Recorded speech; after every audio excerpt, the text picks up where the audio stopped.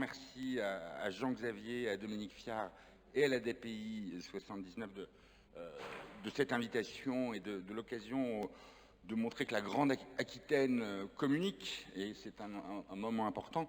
Alors avec une tâche un peu difficile, parce que bien évidemment, les fins de colloque, si on a de l'empathie, on se dit qu'est-ce qui doit être malheureux en se disant combien de temps ça va durer. Et si on a de la sympathie en disant il faudrait quand même que ça s'arrête, parce que moi aussi je suis fatigué, donc faut pas que ça arrive, comme le dirait Dominique Fiard, à l'antipathie. Alors, en fait, j'ai trouvé une solution, parce que j'y réfléchissais depuis tout à l'heure. Plutôt que de vous faire une conclusion, je vais vous faire une introduction.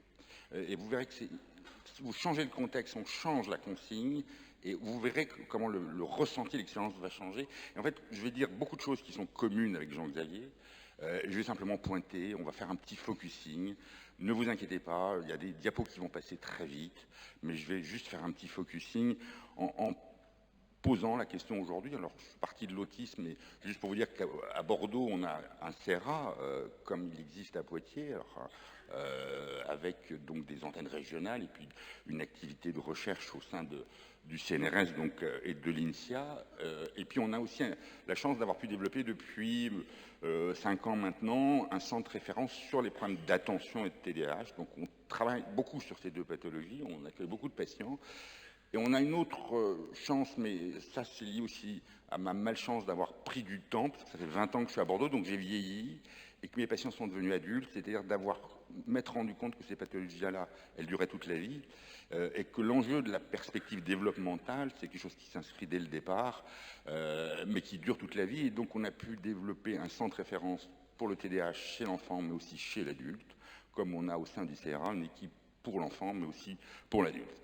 Alors, le thème, c'était la question, est-ce que la catégorie, est-ce que le diagnostic, est-ce que le DSM nous sert à quelque chose? Et finalement, on s'aperçoit, et c'est depuis très longtemps que ces questions de nosographie, elles sont posées, reposées, que la nosographie est une matière extraordinairement mouvante. Ce que j'ai envie, moi, d'avancer, c'est dans l'idée, finalement, la nosographie, elle est indispensable parce qu'elle donne une culture commune. Qu'un des enjeux aujourd'hui que nous avons tous, et on s'en aperçoit avec l'élargissement des intervenants dans le champ, et on l'a vu tout à l'heure dans la table ronde, le partenariat entre le médico-social, le sanitaire, le social, etc., c'est de mettre derrière les mots des idées qui soient communes. Et je crois que cet enjeu de partager, de communiquer, d'avoir des idées communes, c'est aussi un des éléments importants que porte la question de la nosographie. Mais pour parler de façon commune, il faut forcément que ce qu'on va définir, et si on va parler d'autisme, si on parle de TDAH, si on parle de dyspraxie, si on parle de retard du développement intellectuel, il va falloir qu'on trouve des mots qui soient compréhensibles, et deux, qu'on soit bien d'accord que ces éléments cliniques qu'on va repérer sont bien des éléments cliniques que nous partageons. Et pour faire ça, on fait un processus de caricature, c'est-à-dire qu'on va prendre dans une pathologie, que ce soit l'autisme, le TDAH, on reverra, on va prendre les éléments cliniques qui sont entre guillemets les plus nets, les plus forts, les plus pathognomoniques, comme on dit en médecine, d'un trouble. Et donc on va caricaturer le trouble, au sens où on va en retenir comme valide que les éléments les plus significativement, cliniquement significatifs. Ça, c'est un enjeu important parce que quand on fait une caricature, on s'aperçoit qu'on perd beaucoup de données individuelles et qu'on perd l'individu dans la caricature. Si je vous demande aujourd'hui de me donner en 10 critères, qu'est-ce qui distingue un visage d'homme d'un visage de femme, puisqu'on est aujourd'hui dans la parité, et je m'en réjouis, vous allez me donner 10 critères, et vous allez vous apercevoir que les 10 critères que vous allez me donner, aucun n'a de vraie validité. Aujourd'hui, les cheveux, le maquillage, les boucles d'oreilles, la moustache, même. Vous voyez qu'on va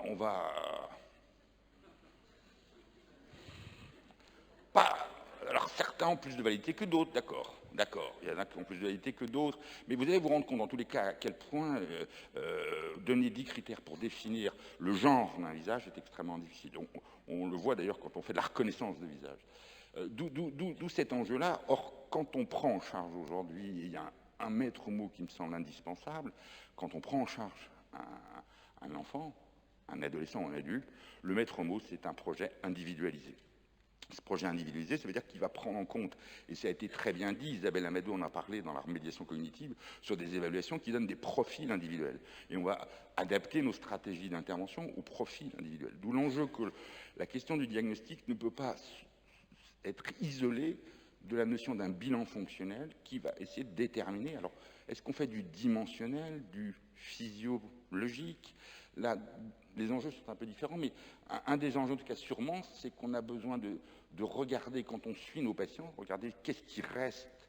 On dit l'autisme, ça dure toute la vie, mais qu'est-ce qui évolue cliniquement qui va faire que notre projet d'intervention va s'adapter? Il nous faut des dimensions longitudinales, puisque la question chez l'adulte, c'est pas seulement la question de l'apprentissage, que la question de la socialisation n'est pas la même que chez l'enfant ou l'adolescent. Et puis derrière la question de dimension, la question de fonction, qui sont aussi altérées. Et là, on va revenir dans la problématique développementale, des processus d'adaptation. Et vous voyez que de la catégorie au projet d'intervention individualisée, il y a tout un ensemble de schémas qui sont indispensables et que nous faisons. Le dimensionnel, on ne l'invente pas. On le fait systématiquement parce que parfois on crée des conflits en mettant des barres, en disant pas de diagnostic parce que ce qui compte c'est l'adaptation.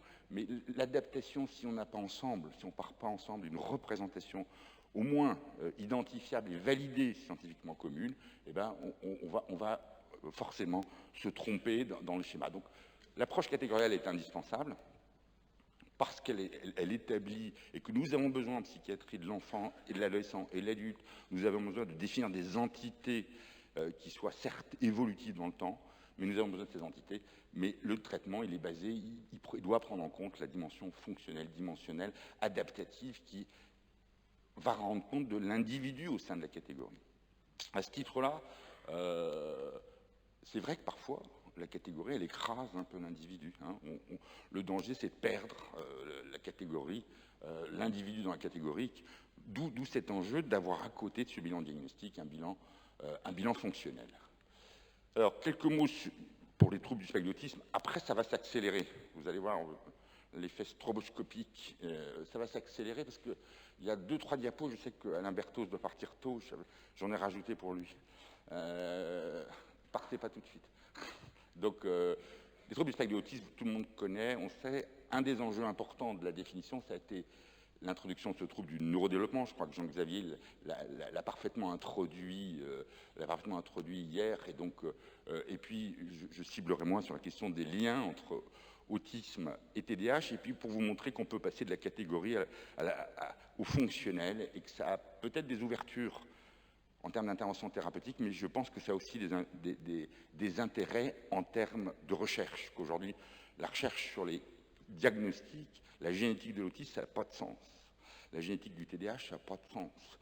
L'imagerie cérébrale, ça n'a pas de sens, parce que c'est pas là-dessus que ces outils-là vont nous éclairer. On est parti d'une définition, vous le savez, très, très, très serrée par Kanner, à une définition beaucoup plus élargie, et qui a amené à définir le spectre de l'autisme. Et je voudrais juste m'arrêter, parce que je le disais en aparté à Jean-Xavier, il y a quelque chose qui m'agace beaucoup, c'est la notion de spectre autistique, qui est un contresens, au sens d'une mauvaise traduction d'Autism Spectrum Disorder, qui est trouble du spectre de l'autisme, mais qui est un contresens de ce qui a été l'évolution de la nosographie de l'autisme. Parce que le spectre autistique, ça veut dire que l'autisme est une espèce d'entité au contour flou. Alors je vous ai mis, pour ne pas vous faire peur, en cette fin de colloque, des tableaux de Dali sur le spectre, mais c'est l'idée que le spectre, qui est ce personnage au contour flou, dans l'obscurité, pourrait être, qu'on ne distinguerait pas bien. C'est pas ça le spectre aujourd'hui, l'évolution de la nosographie de l'autisme. C'est ça ce que veut dire le spectre de l'autisme. C'est-à-dire que c'est l'idée qu'on va décomposer à partir d'une entité où on a des dimensions communes, on va décomposer en dimensions. Et là, on va retrouver un peu ce que je vous disais, c'est-à-dire qu'on part de l'idée qu'il y a une catégorie, mais on va retrouver derrière un ensemble, comme la lumière peut être décomposée en fonctions différentes, en processus, et peut-être en dimensions différentes. Alors, on est resté puisque j'étais parti dans la peinture, on va rester dans la peinture. Là, je vais aller un tout petit peu plus vite pour dire que simplement, on le sait, l'agrégation de ces troubles, ça a été montré, est importante et qui a amené à effectivement regrouper ça, essayer de comprendre quels étaient les liens Et ce spectre de l'autisme et ce spectre du neurodéveloppement nous permet peut-être d'aller chercher des fonctions ou des altérations qui sont communes à l'ensemble de ces troubles.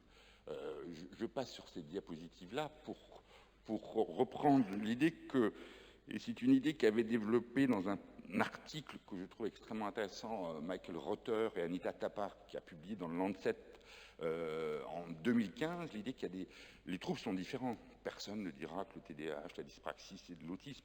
Mais on va voir qu'ils se développent d'abord de façon...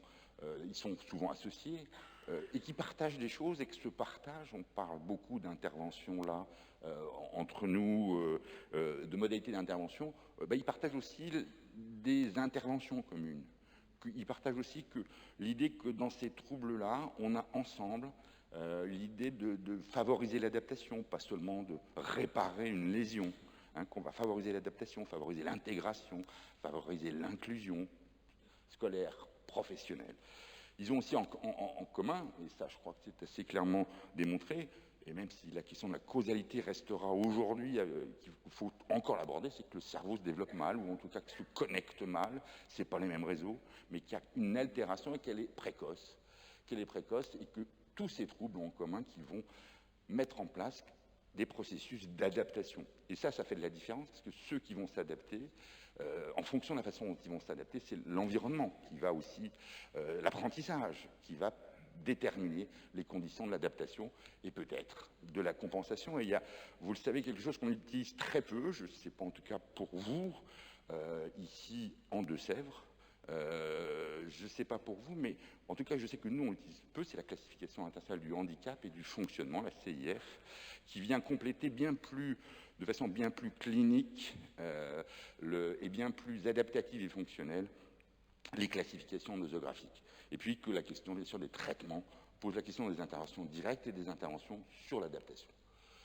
Pour compléter ce qu'a présenté Jean hier, de vous rappeler que, et c'est un travail qui a été un peu avec le travail de Christopher Gilbert en Suède, un des travaux qui a été intéressant pour dire que finalement tous ces troubles, ils ont des choses en commun. C'est le travail qui a été mené par Dick et collaborateurs en Australie.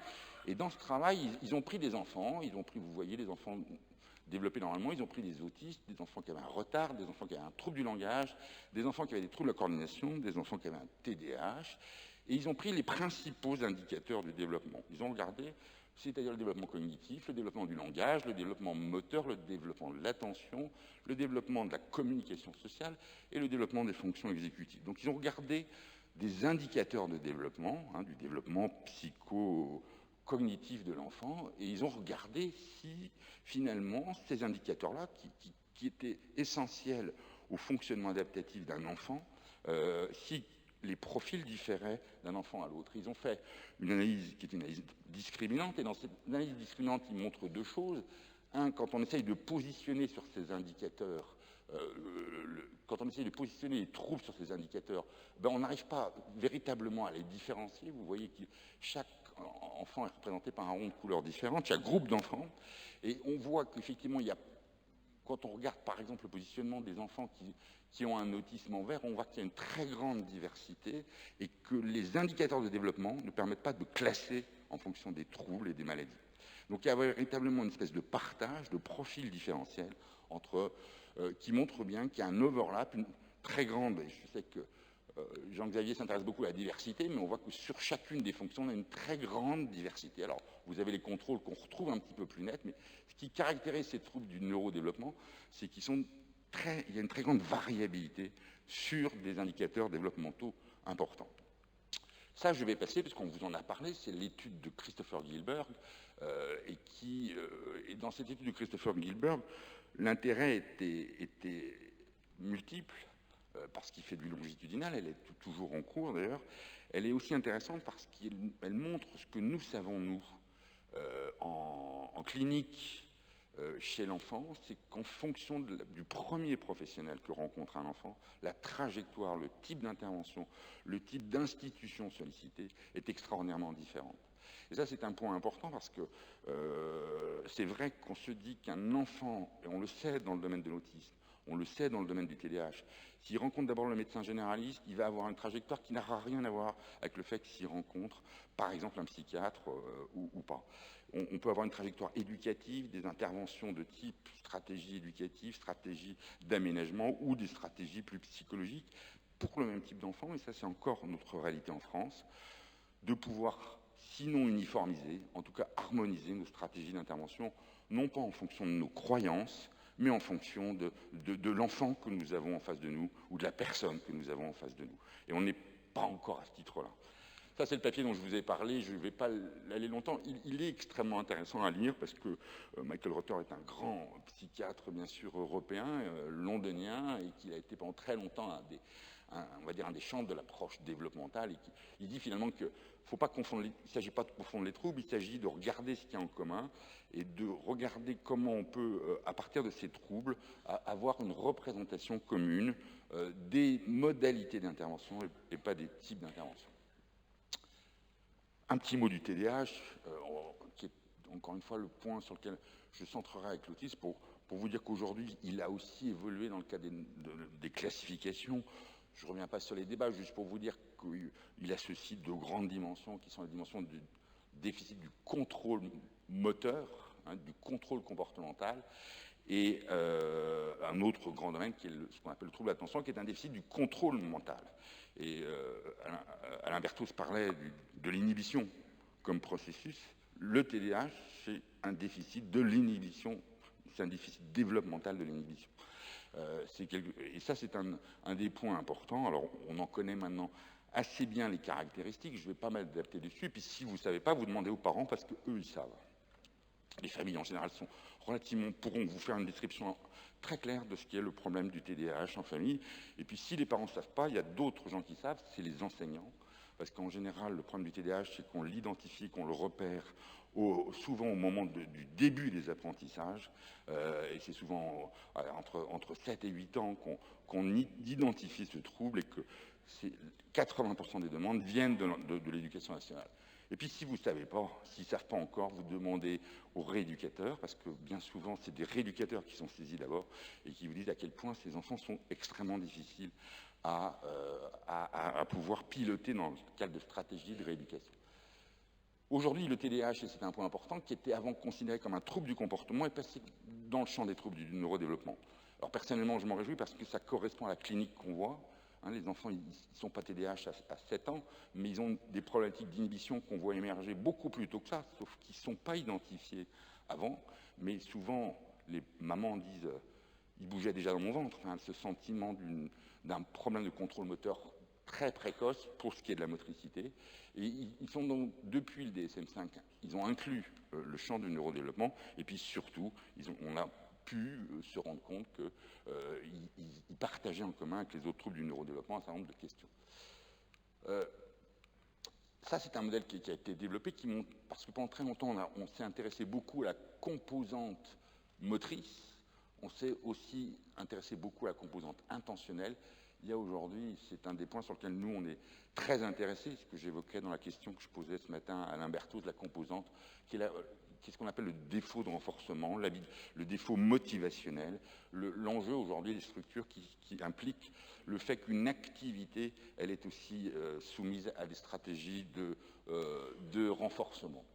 Alors, quand on regarde les liens avec l'autisme, il y a eu des tentatives d'opérationnalisation sur le plan catégoriel, mais ce qui paraît plus intéressant, c'est de regarder s'il n'y a pas certaines dimensions et dysfonctions qui sont communes, et notamment dans ce domaine-là, un certain nombre d'auteurs, et nous travaillons sur ces questions-là, nous, dans l'équipe de Bordeaux, sur les problèmes de communication et d'interaction sociale.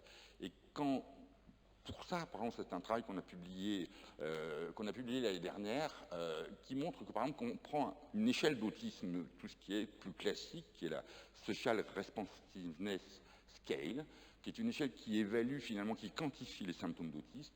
Quand vous les faites passer à une population d'enfants autistes, qui est là, d'enfants contrôle et d'enfants qui ont un TDAH non comorbide, vous voyez que le TDAH, il se situe à un niveau intermédiaire entre les deux groupes, et qu'on voit qu'il score un petit peu, et de façon significative, au score d'autisme. De la même façon, ça c'est un travail que nous avons fait dans notre service. quand on prend une épreuve comme la preuve de théorie de l'esprit, qui, je vous rappelle, est une épreuve qui a longtemps été considérée comme une épreuve caractéristique de l'autisme et de ses altérations, ben, quand on prend la théorie d'esprit du premier ordre, on s'aperçoit que chez les sujets TDAH, qui sont des sujets de 8 ans dans cette étude, 30% échouent à la théorie de l'esprit de premier ordre, qui est acquise de façon ordinaire à l'âge de 4 ans dans le développement ordinaire. Et si on prend la théorie d'esprit du deuxième ordre, qui est acquise à l'âge de 7 ans, vous avez 80% d'échecs. Autrement dit, le problème social et le problème d'interaction sociale n'est pas qu'un problème des conséquences d'un comportement perturbateur. Il est aussi probablement, dans le schéma de développement de ces enfants, une altération à traiter de l'information sociale qui va bien au-delà simplement de la gêne secondaire à l'agitation motrice. C'est la même chose en ce qui concerne les fonctions exécutives, et il y a beaucoup de travaux qui sont intéressés à regarder. On s'aperçoit que quand on prend ce qu'on a appelé les fonctions exécutives, mais quand on prend ces grandes fonctions, on s'aperçoit que TDAH et troubles du spectre de l'autisme partagent un certain nombre de difficultés qui sont des difficultés comme les difficultés dans l'inhibition, dans la flexibilité et dans la planification. Et que si on essaye de comparer des enfants TDAH avec des enfants qui ont un TSA de haut niveau, sans déficit associé, eh bien, on va s'apercevoir qu'ils ont des profils au niveau de ces fonctions exécutives qui ne sont pas aussi éloignés que ça, et que ces profils-là, ben, ils pilotent un certain nombre d'une clinique comportementale qu'on observe, mais qui sont pilotés par des déficits, qui sont des déficits neurocognitifs sous-jacents. Un des points qui paraît aussi important, c'est la question de la sensorialité. Et en essayant de regarder dans cette littérature, je vais aller un peu vite parce que, encore une fois, c'est des petits focusing, mais c'est pour vous montrer que si on prend des points qui sont considérés comme des caractéristiques des troubles du spectre de l'autisme, on va s'apercevoir que chez des enfants qui ont un TDAH, on a les mêmes problèmes. Et là, c'est une échelle qui mesure la réactivité sensorielle. On est dans du comportement sensoriel, qui compare des enfants qui ont des troubles sensoriels corticaux, qui ont un déficit du traitement de l'information sensorielle, des enfants et des enfants TDAH. Et on s'aperçoit que les enfants TDAH, et même, au moins dans certains domaines, ils sont extrêmement en difficulté dans le traitement de l'information sensorielle, en tout cas dans la réactivité à la sensorialité. Pas tout à fait du traitement. On est là dans des échelles qui mesurent des comportements et non pas, on n'est pas dans l'électrophysio ou dans l'imagerie cérébrale. Donc on regarde le comportement sensoriel, mais il y a des altérations qu'on retrouve. Et ce qui est assez intéressant, c'est que dans ce travail, par exemple, cet effet chez les enfants autistes, on a regardé les altérations de la sensorialité, de la perception sensorielle, on a regardé à quelle dimension clinique elles étaient corrélées. Et bien, quand vous regardez, il y a la sévérité de l'autisme, et puis il y a la dimension d'inattention, trouble attentionnel. C'est qu'il y a un lien entre l'information sensorielle, la perception de l'information sensorielle. Elle est liée bien sûr au déficit de communication et d'interaction sociale, mais elle est aussi déficit aux capacités attentionnelles. Et vous voyez que ce lien-là, eh ben, il est un lien extrêmement intéressant parce qu'on peut le suivre sur le plan développemental. Ça, c'est un travail qui a été fait à Tours, vous le connaissez sans doute, qui est le traitement du mouvement biologique. Dans cette étude menée par l'équipe à l'époque de Catherine Barthélémy, on comparait en électrophysiologie comme on traitait un mouvement qu'on appelait non biologique, une rivière qui coule, d'un mouvement biologique. Et chez les sujets témoins, on active des aires qui sont différentes. On précisera un petit peu ces aires-là. On s'aperçoit que les profils sont différents quand on traite une information non humaine et quand on traite une information humaine. Et ça, c'est dans le mouvement. On s'aperçoit que chez les autistes, eh ben, ces différences n'apparaissent plus. C'est-à-dire qu'il n'y a plus de différenciation dans les aires activées. Ça ne veut pas dire qu'il n'y a pas de différence que font les enfants, mais de différence dans les aires activées pour le traitement de ce qui est humain, de ce qui n'est pas humain. Et bien, chez les enfants TDAH, ça c'est une étude allemande qui a été faite par une équipe de Francfort. C'est l'électrophysiologie que je ne vais pas vous expliquer dans le détail, mais on s'aperçoit que, par exemple, le traitement de l'information humaine chez les enfants avec un TDAH est aussi altéré. C'est-à-dire que ce qui apparaissait encore une fois comme une caractéristique en se disant les enfants autistes ne traitent pas bien l'information humaine, ils ne font pas la différence avec une information non humaine, eh bien on va retrouver des choses qui sont assez similaires chez des enfants TDAH, c'est-à-dire qu'il y a aussi des altérations et qu'on peut penser que les mécanismes ensemble portent là-dessus. Un mot très, très vite de l'imagerie cérébrale, ça c'est juste un travail qui continue, qui est l'étude ABID, qui est menée par des équipes américaines qui suivent le développement du cerveau. Ils publient régulièrement et ils ont essayé de regarder quels étaient les réseaux cérébraux qui étaient altérés. Et bien évidemment, on s'aperçoit que les réseaux ne sont pas les mêmes. Hein. Vous avez des altérations ici chez les sujets qui ont un TSA qui vont toucher le lobe temporal. On sait que certaines régions sont plus touchées que d'autres. Vous avez des régions qui sont plus touchées au niveau dans le TDAH. Mais ce qui est intéressant, c'est qu'il y a des régions qui sont touchées de façon commune. Et cette région-là, qui s'appelle le précuneus, c'est une région du pariétal, et que cette région-là est associée avec la capacité à focaliser l'attention. C'est-à-dire, elle nous permet de switcher notre attention d'un sujet à un autre, et donc à focaliser. Et quand on fait pour certains d'entre vous, peut-être vous êtes capable, vous faites du mindfulness, je pense que l'étude, ou de la pleine conscience, ou de la relaxation, par exemple, des stratégies de relaxation, c'est la capacité qu'on va avoir de passer d'une attention tournée vers l'extérieur à une attention tournée vers soi, hein, dans la perception de soi-même. Et bien on va activer ces zones qui sont des zones qui dispatchent, qui sont un aiguillage attentionnel.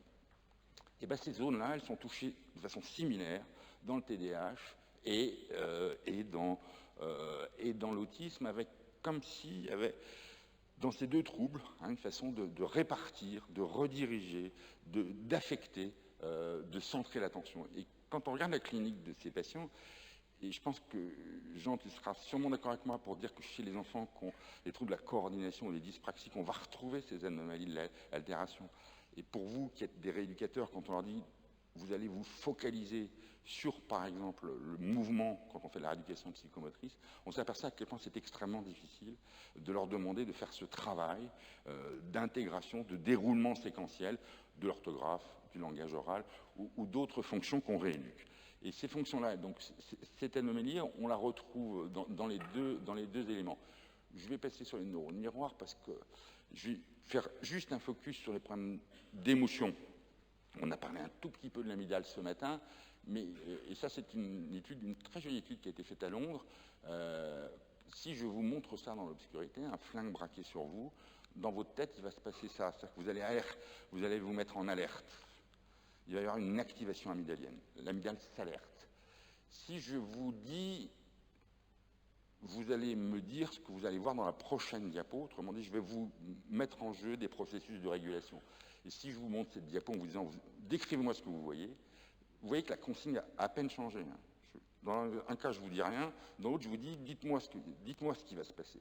Ben, ce qui va se passer dans votre cerveau, c'est ça, c'est-à-dire que vous allez allumer des processus de contrôle.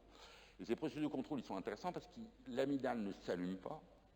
Donc la réaction de peur, de crainte qui peut conduire à la réaction de fuite ne se met pas en route. Par contre, se mettent en jeu des processus qui sont des processus situés en général au niveau du cortex, qui s'activent. Et notamment, il y a une aire qui est assez intéressante, qui est l'aire de Broca, c'est l'aire du langage. Si je vous braque un flingue là, vous dites, il ne m'aura pas, c'est pas un vrai flingue. C'est-à-dire que vous allez désafférenter émotionnellement la menace. D'ailleurs, quand on voit dans le traumatisme, ce qui se passe, c'est que il y a une disconnexion entre le cortex et des aires impliquées dans la réactivité émotionnelle, qui sont sous-corticales, qui font que c'est extrêmement difficile de réguler l'activité quand elle a été quand elle est liée au traumatisme. Et bien, ces systèmes-là, ces deux systèmes entre les capacités de régulation dans l'autisme comme dans le TDAH sont dysfonctionnels. Et ça, on le voit par exemple dans des études comme celle-là, que je ne peux pas vous regarder, mais quand on regarde les profils émotionnels, quand on regarde notamment dans le traitement de l'information, des émotions, et bien les enfants autistes et les enfants TSA diffèrent ces deux groupes diffèrent des enfants contrôle et ont les mêmes difficultés ou des difficultés proches à pouvoir traiter de l'information émotionnelle ou à traiter de la menace, avec peut-être chez les enfants avec TDAH une hypersensibilité aux émotions négatives. Je vais peut-être passer, il y aura des choses à dire. Ça, c'était il est parti pour Alain Berthaud, parce que ça aussi, c'est un truc qui est très intéressant. Ça a été fait chez les sujets TDAH, mais la même chose, les mêmes résultats ont été reproduits chez les enfants autistes. Le modèle, c'est le modèle du CPT. Vous connaissez sûrement ce test, qui est le Continuous Performance Test. On met un écran, puis on va demander à l'enfant d'appuyer quand il voit un X. On va regarder sa capacité de réactivité sur un stimuli. Il voit des lettres défiler. Et puis on va lui demander d'appuyer sur le X dans une deuxième épreuve uniquement si le X est précédé d'un B. En d'autres termes, quand l'enfant voit un B, il va se mettre en alerte. Si c'est un X, il va appuyer. Si c'est pas un X, il ne doit pas appuyer. Donc on le met en alerte, mais il doit être capable d'activer ou d'inhiber une réponse. Quand on prend ce test, qu'on met des A, des B, des X, c'est d'un pénible, vous ne pouvez pas imaginer. Et bien évidemment, les TDAH, ils sont beaucoup moins performants, et on dit, vous voyez, ils ont un problème d'inhibition. Ils ont un vrai problème d'inhibition, c'est ce que je vous disais au départ, ça confirme. Sauf que si vous mettez des Pokémon, au lieu de mettre des lettres, vous mettez des Pokémon, au lieu de mettre des X, vous mettez Pikachu, je ne suis pas un vrai pro, mais il me semble que c'est Pikachu. C'est-à-dire qu'on modifie, l'épreuve est strictement la même, ce qu'on modifie, c'est le stimulus. Et bien les résultats sont identiques entre TDAH et contrôle, ce qui montre bien là, que la notion de renforcement et de moyens, la notion de renforcement et de motivation est un cycle qui est extrêmement important. Encore une fois, je pense qu'on connaît bien, aussi bien dans le travail d'intervention de type psychothérapie éducative ou comportementaliste que dans le champ des rééducations. Je vais terminer 3 diapos. Je peux mettre 3 diapos. 3 diapos l'une pour vous dire qu'on voit que ces troubles, ils apparaissent à des moments différents et leur évolutivité, elle aussi, scandée par le niveau de retard cognitif global, mais qu'on a des troubles qui sont identifiés plus tôt, des troubles qui sont identifiés plus tard, et qu'un des enjeux aujourd'hui, vous le savez que c'est l'enjeu notamment dans le cadre de la mise en place de ces fameuses plateformes de coordination et d'orientation, c'est de savoir ce qui se passe avant, et qu'est-ce qui se passe avant ces 2-3 ans. On avait pendant longtemps l'idée que finalement c'était les problèmes on avait des schémas de développement qui étaient différents pour l'autisme, le TDAH et les autres troubles. On s'aperçoit que peut-être que c'est plus compliqué que ça, et en tout cas ça va amener à repenser les choses. Dans le cadre du dépistage notamment, on sait que c'est un enjeu important avant 3 ans du fait de cette période pivot de la plasticité cérébrale très précoce, et qu'on a notamment regardé au travers de l'eye tracking, vous le savez, et on s'aperçoit que chez les sujets qui ont un problème d'autisme, et ça c'est quand même très tôt, puisque vous voyez que ces études elles ont été faites à 15 mois, donc des études qui sont très précoces, on a déjà dans le regard de ce bébé une différence dans le contact oculaire, le temps qu'il va passer à regarder les yeux, chez des sujets dans un visage familier, donc il connaît. Il y a déjà un désengagement au niveau précoce qui est repéré dans le traitement de l'information visuelle, qu'on va retrouver aussi ultérieurement dans le traitement d'informations de configuration du visage et de préférence entre l'humain et le non-humain. Ce qui est assez intéressant, c'est que c'est des études qui ont été faites non pas chez le chien, ça a été fait chez le chien, mais ça a été fait aussi chez le TDAH, et qu'on voit que chez le TDAH, le traitement de l'information du visage, elle n'est pas excellente non plus, et que vous voyez que le regard, le traitement du regard, qui a aussi un petit évidement qu'on va retrouver ça avec, d'ailleurs, c'est fait, vous le voyez dans la menace, hein, je vous le dis, le museau du chien est plus regardé au niveau du traitement d'informations éventuellement menaçantes. Donc ce problème de traitement oculaire, qui est identifié chez les enfants autistes très tôt, il existe aussi dans d'autres anomalies. Et on s'est rendu compte qu'il existait aussi dans des formes d'altération de communication, et notamment de certaines formes du trouble du langage, qui se développaient, ou des altérations du traitement de l'information sociale existaient bien avant l'émergence de pathologies du langage. Donc il y a là, dans ces traitements-là, dans la configuration de l'environnement, des choses qui sont communiques. Je vais passer sur toutes ces études. Je vais laisser celle-là, parce que celle-là, je l'ai mise pour Jean, parce que c'est un travail intéressant. C'est un travail qui a été fait chez les sujets dans les fratries d'enfants autistes. Et que ce qu'on a observé, c'est que quand on regarde dans la fratrie d'enfants autistes versus la fratrie d'enfants non autistes, d'enfants contrôle, ce qu'on observe, et vous allez me croire sur parole parce que je n'ai pas le temps de vous détailler cette diapo, ce qu'on voit, c'est que ce qui est une des caractéristiques qui prédit le plus chez les frères et sœurs d'enfants autistes le risque de développer des anomalies, c'est les anomalies de la motricité précoce. Donc chez le frère et sœur, ce qui est le plus prédicteur de développer, d'être à risque d'autisme, c'est les anomalies précoces de la motricité. Vous voyez, on n'est pas du tout dans des anomalies qui sont des anomalies spécifiques. Je vais passer tout ça, et je vais aller juste à ma conclusion. Ça, c'était un beau schéma, mais vous ne le verrez pas, sinon que ça, j'aime bien cette hypothèse-là qui est travaillée aussi, qui fait que on a des phénomènes en cascade dans le développement, et que ces phénomènes, on les retrouve dans tous les niveaux. C'est que quand vous ne traitez pas des informations précoces, vous perdez de l'information sociale. Quand vous perdez de l'information sociale, vous diminuez l'apprentissage, vous réduisez aussi la capacité cognitive d'adaptation. Donc il y a ce phénomène d'un peu de cascade, et ce phénomène-là, qui est une hypothèse menée par des psychologues du développement, est une hypothèse qu'on va retrouver de façon commune à un certain nombre de ces pathologies du neurodéveloppement. Je terminerai juste sur les recommandations de la HAS, qui, vous savez, aujourd'hui, je ne crois pas qu'il soit sorti, parce qu'on doit être encore dans la version qui est la version préparatoire, mais en tous les cas, ces travaux sont en cours de validation, qui disent, attention, quand vous avez des enfants, qui présentent précocement, donc entre 2 et 3 ans, des altérations qui peuvent ne pas être aujourd'hui catégorisées par un diagnostic précoce. N'attendez pas le diagnostic. Et le deuxième point important, et le deuxième message qui est important, c'est qu'il n'y a pas besoin d'attendre le diagnostic pour lancer l'intervention. Et vous voyez, et ça sera ma conclusion, on est parti, diagnostic, dimension, est-ce qu'il faut l'un ou l'autre? Vous voyez qu'aujourd'hui, on se dit qu'il faut attendre le diagnostic pour faire l'intervention. Aujourd'hui, notamment dans la perspective développementale, on dit quand il y a altération, il faut intervenir. Et puis on aura toujours le temps de faire le diagnostic. Il faut du diagnostic, et j'en suis convaincu. Mais ce diagnostic, on le fera peut-être 2, 3, 4 ans plus tard. Et vous voyez que cette question-là est importante, parce qu'aujourd'hui, qu'est-ce qu'on nous demande? C'est de faire le diagnostic le plus vite possible. On nous dit les listes d'attente dans les CRA, c'est impossible. Mais le problème, c'est pas que le diagnostic soit fait. Il faut qu'il soit fait. Peut-être qu'avec Dominique, on n'est pas toujours d'accord sur ce plan-là, mais il faut qu'il soit fait. Par contre, ça ne doit pas nous empêcher d'intervenir avant. Parce que le temps qui est perdu, oui, il sera perdu. Et qu'on a les moyens d'intervenir avant, qu'on a des séries d'interventions. Et il vaut mieux qu'un enfant commence à être pris pour des...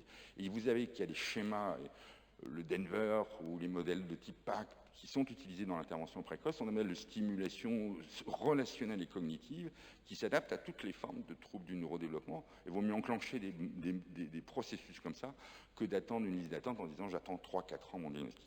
Voilà, j'en aurais fini. Vous voyez que c'était qu'une introduction et je reviendrai pour faire une autre fois la conclusion. Merci à vous.